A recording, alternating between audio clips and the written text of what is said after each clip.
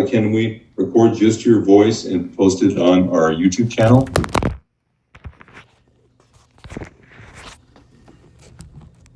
Chuck? Can you hear me? I can now, yeah. Okay. Hey, Is it okay? Can we record your voice and then put it on YouTube? Yeah, okay, so. Recording in progress. Take it away. I'm Chuck. I'm a compulsive overeater. I've lost over 110 pounds. I have about 50 more pounds to lose. I lose about a pound a week. And especially for the newcomer, I'm glad you're here. And I'm going to kind of draft this specifically to you because you guys are really important, very important. And so I've been in program 5 years. Before program, I weighed over 420 pounds. I know what it is to eat off the floor. I know what it is to eat food out of the trash can. I have 4 children, and I know what it is to see them cry because their dad has eaten all their Halloween candy. I know what it is to see them cry because they've eaten all their cake and their cookies and their ice cream, or I've eaten it all out of the cupboards and it's not there anymore and it was bought for them. I know so many demoralizing things, such as not picking my pencil up off the floor if I drop it, leaving change on the ground because I'm not going to bend down and pick it up, getting on an airplane and being embarrassed, even flying with my hand over my lap so that the stewardess can't see the belt doesn't click, and hoping that the plane doesn't crash because I'm going to be flopping all over the place. People looking at me in my eyes going, I hope this humongous person isn't sitting next to me in this airplane seat. Being careful in the seats I choose to sit in because I'm afraid they can't hold my weight.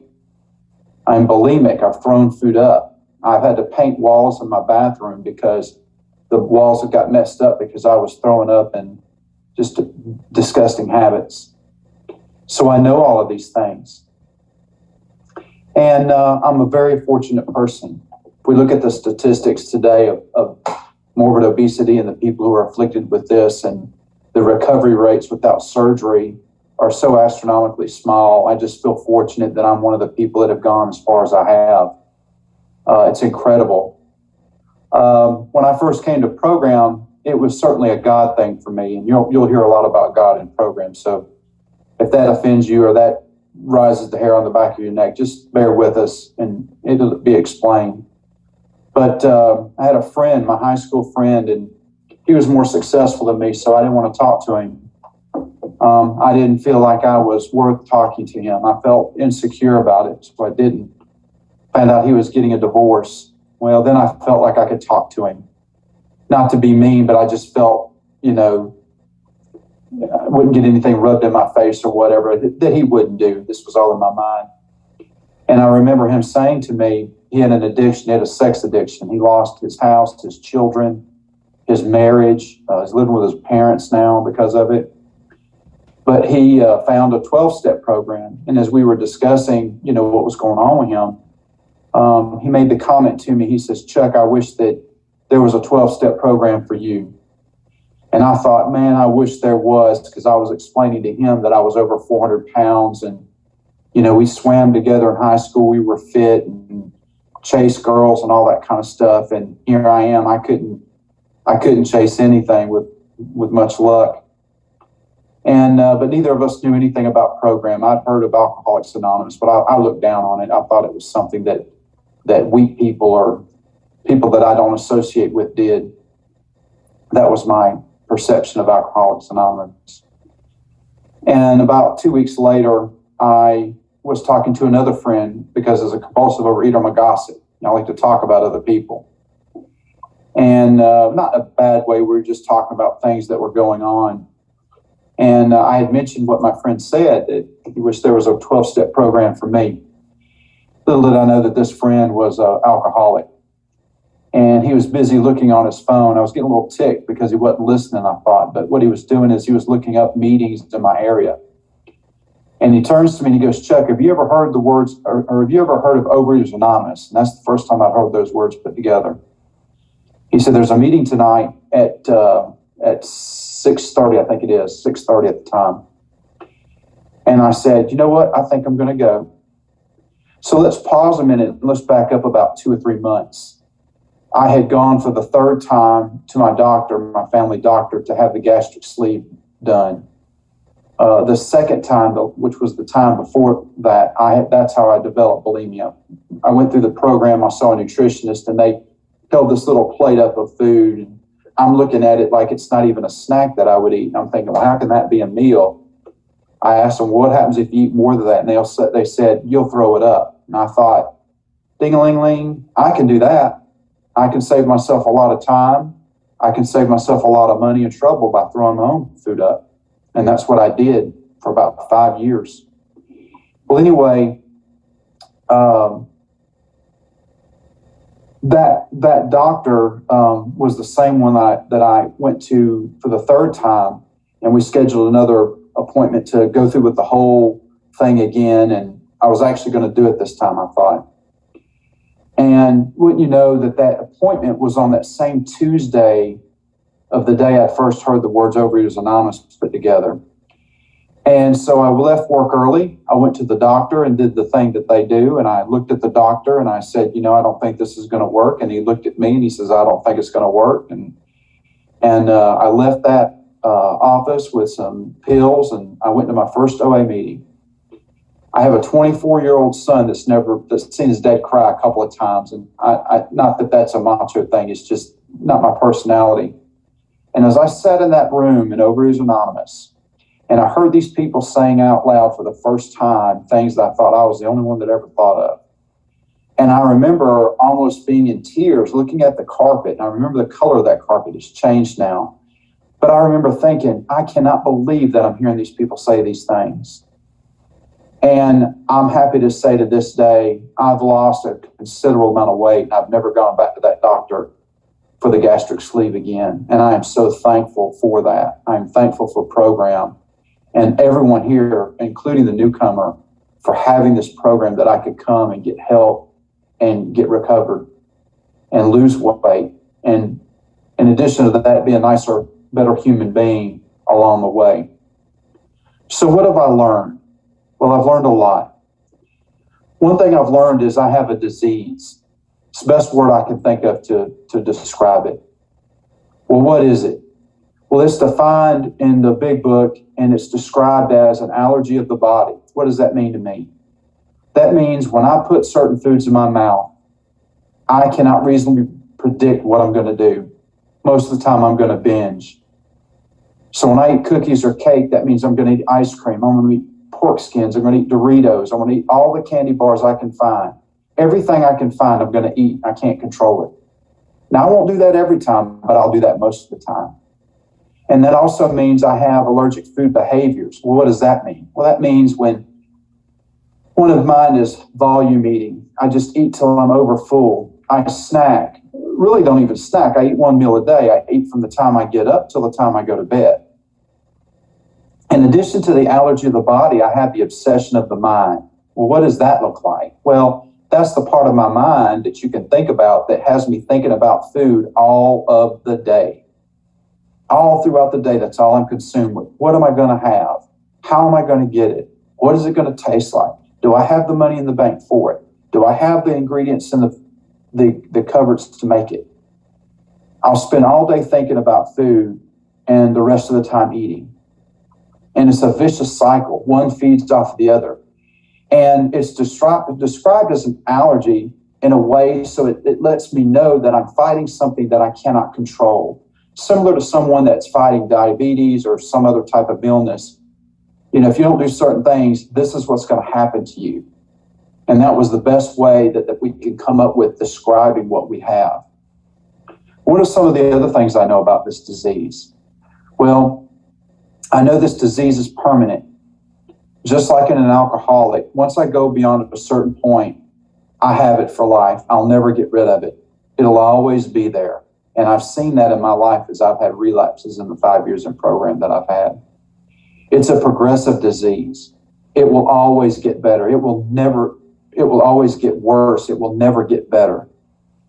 That developed into bulimia for me. That developed into 2 pints of ice cream rather than 1, followed by 1 bag of Doritos instead of half a bag, and 1 sleeve of cookies, or all the cookies that I could find. And this disease is fatal. This disease wants to kill me in a horrible, horrible way. And not only penalizing myself, but penalizing my family and everyone around me.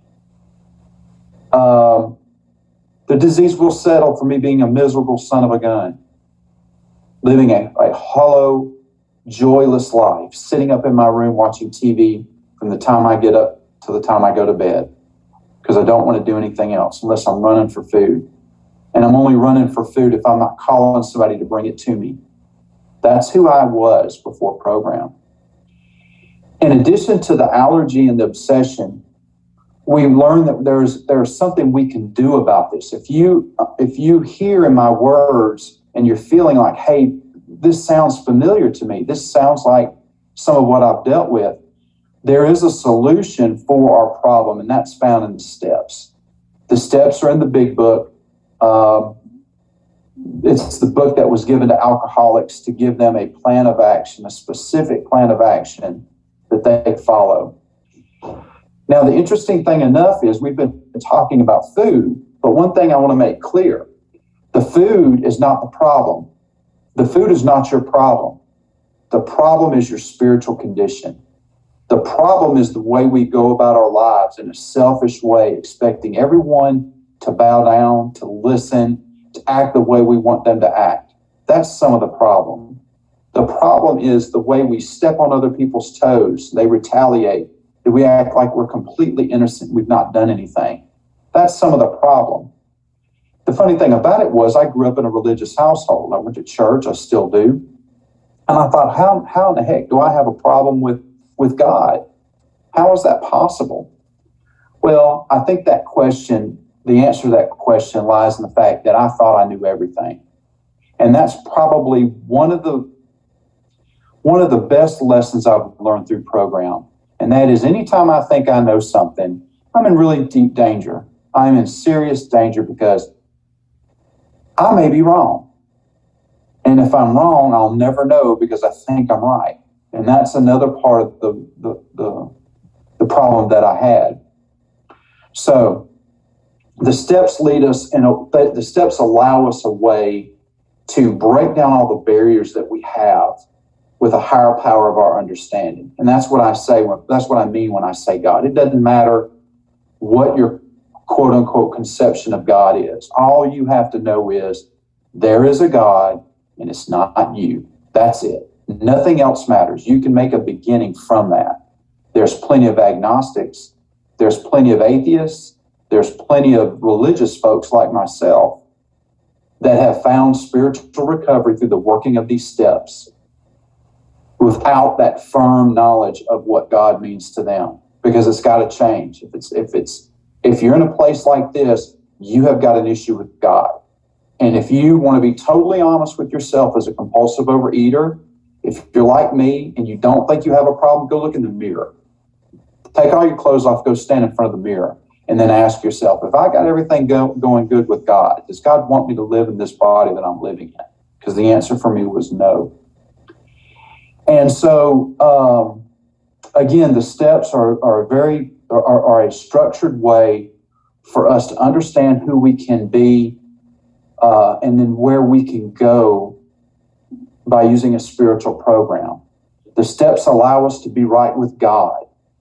It allows me to look God in the eye because I know God is a loving, caring person or entity or whatever it is. God lives within me, knowing all the stuff that I've done in my life. God is going to run to help me when I'm in trouble when I ask. But a part of that is me asking the right kinds of things. And I can't be asking God, do this, do that, do the other, which is what I'd always done. I have to admit that I am the one that needs the help. I'm the one that's going to have to stand back and say, God, just let me use me how you see fit, and I'll take it from there. And then the last thing that I learned about God was he was caring. He didn't care the fact that I had stuff that I had done wrong in my life. God was there anyway, and God was going to help me. And he proved that to me through the working of these steps. So all of these things, some of them may seem complex, especially to a newcomer, and they certainly were for me. And the best advice I have for the newcomer is just to stick with program. If you don't understand everything, that's okay. You will. The problem is our egos are so powerful, they want us out of this program. They don't want us getting help. The ego is dastardly. It's a son of a gun, and it knows how to push our buttons. And so there's going to be a part of us that's going to constantly say, hey, you don't need to do this. You don't need to go to a meeting. You don't need to call such and so. You don't need a food plan. You've got this. And it's so strong. It's so prevalent. You can't even see the damage that it's done. I was a 420-pound guy thinking I didn't need a food plan or I didn't need a program. But yet when I looked in the mirror, I can't even bend over and pick my towel up. That's how confused, dishonest, whatever I was, and I couldn't even see it. So that's really what I wanted to share with the newcomer this time around. I don't know if I've gone over my minutes, but I'm just about done wrapping up. But just again, if you're a newcomer, continue reaching out to these people who put their numbers on the screen. It's very important. That's what they're there for. They want to take calls. When they take your call, two people are being helped. The person that's calling and the person that's being called. Each is getting out of his ego for just a moment in the day and helping another person. That phone can weigh 300 pounds, and that's okay. You got to do it. There's an important saying that I always like to mention every time I talk somewhere. This is not a program for people who need it. I certainly did. This is not a program for people that want it. I certainly did. This is only for people who do it. This program is only for people who work it. If I'm not working this plan, if I'm not working my program daily, every day, all day, throughout the day, for me, program doesn't work. Because my ego is so strong in each of those moments, I want to act in a certain way. I want to fuss at my children. I want to yell at my wife. I want to act up at work. I want to do anything and everything I want to do without consideration of other people. And so if I don't have God with me throughout the day, through working the steps, which is the best way to do that for me, then that's the person I am. I'm not going to be worth anything to anybody. I'm not going to be a good dad, husband, father, whatever. So I will end by saying I have had an injury and I'm on some strong medication. So if I seem a little choppy, that is why. I had a shoulder injury. But that's what I wanted to say. So I'm going to let it pass. And I appreciate everybody for allowing me to share and speak to you guys. Thank you. Thanks, Chuck. Would you like Recording to stopped. tell us?